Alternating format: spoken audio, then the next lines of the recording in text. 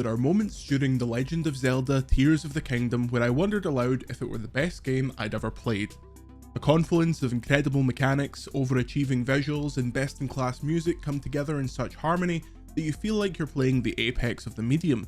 They can't have done it again, can they? Well, yes and no. Let's establish this early. The Legend of Zelda Tears of the Kingdom is easily one of the very best on Nintendo Switch.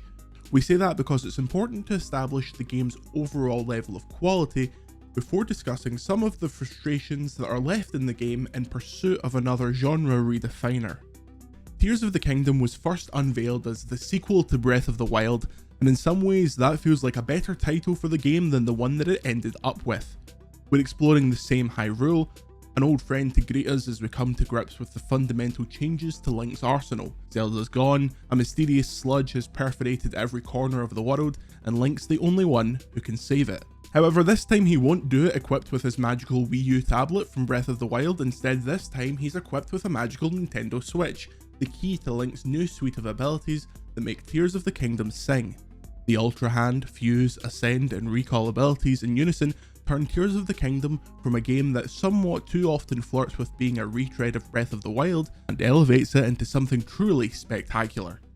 Ultra Hand allows Link to move most objects and stick them together, which is usually used for puzzle solving. Ascend allows Link to traverse through solid objects above him and appear on the other side, which totally redefines platforming in the game, and will change the way you approach every town, moblin outpost, or puzzle. Recall forces eligible objects to retrace their steps. For example, if you're looking for a quick way back up into the sky, you can use Recall on one of the frequently falling meteors and ride it all the way back up. Ultra Hand is the bread and butter of Tears of the Kingdom. It's essentially a magic Pritt stick, and outside of a very few specific objects, Ultra Hand lets you stick together things to build, well, anything you can think of. An early example is when the game presents you with a river that you can't swim across in a forest full of trees. You're supposed to cut down 3 or 4 of the trees, attach a fan, and then sail across the river, thus explaining to you how tasks can be approached. However, when discussing the section with someone else playing the game, they told me that they'd instead stuck logs together lengthways and created an extremely dangerous bridge. That's Tears of the Kingdom. It's Zelda Lego. You can either build things the way they're supposed to be built, or you come up with the most outrageous contraption that just about ekes over the line. It's a tacit encouragement from Nintendo to play around in the space, and it's intoxicating. It's like Nintendo watched all of those videos from Breath of the Wild of people combining the mechanics in ridiculous ways to fly straight into the last boss, and made a game with that as the central ethos. As soon as you're given extra tools like batteries, engines, balloons, and other equipment in the Legend of Zelda Nuts and Bolts' toolbox, it's hard to stop your mind from racing. The only thing that lets this down is the controls for the powers themselves, which are far less elegant than the way the system fits perfectly into the world. There are only 2 axes on which to move items, meaning you'll likely spend a lot of time fiddling with them in order to get them exactly where you'd like them to go. Fuse is the bedrock of the game's combat, and in many ways feels like a direct response to one of the most common criticisms of Breath of the Wild, the game's aggressive durability system. Now weapons exploding after lightly tapping an enemy isn't the pain that it used to be, because you can just grab the nearest stick, attach the large monster blade that you found hours ago, and you've created a new, devastating weapon. Hyrule is the same map from the first game, however this time it's accompanied by a small handful of areas in the sky and a sprawling underground area, one that makes for some of the most exciting moments in the game. The depth serves as a risk-reward system, as by exploring the area you're likely to be able to find higher level gear earlier, but you're also likely to die very quickly.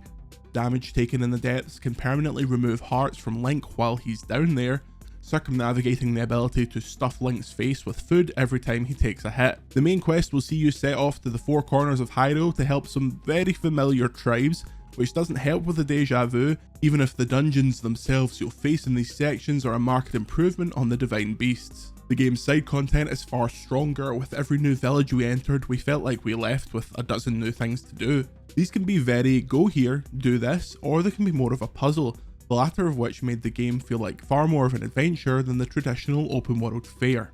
It's also here where the game's best writing is found, the tiny stories tucked away in a corner, the small interpersonal dramas that make the world feel like it's in a state of transition after Breath of the Wild. The main narrative thrust is far less interesting, with the initial blockbuster return of Ganondorf amounting to very little on the main quest, which was a disappointment. Tears of the Kingdom is beautiful and runs surprisingly well, even if in more intensive sections it has the air of an old family pet trying to make its legs keep up with its young at heart energy. Walking through the woods in Tears of the Kingdom is still as magical as it was in 2017. It's also incredibly liberating that should your placid afternoon picking fruit and listening to the hummingbirds be interrupted by a travelling group of enemies, you can grab the nearest scorpion or bomb fruit or entire skull and attach it to an arrow to send their way. Hyrule can be a battlefield or a scenic picnic spot should it need to be. We've already spent 80 hours in this world and want to get back to it as soon as we can. Can you build a rocket that sends you from the starting area straight to the conclusion? Probably. Just how far can you fly across the map on a rocket-propelled glider? What ridiculous weapon combinations have we yet to stumble upon? All those questions are what make Tears of the Kingdom a fantastic game, if one that holds the potential to achieve even more once it's in the hands of the whole world. We give The Legend of Zelda: Tears of the Kingdom 5 out of 5.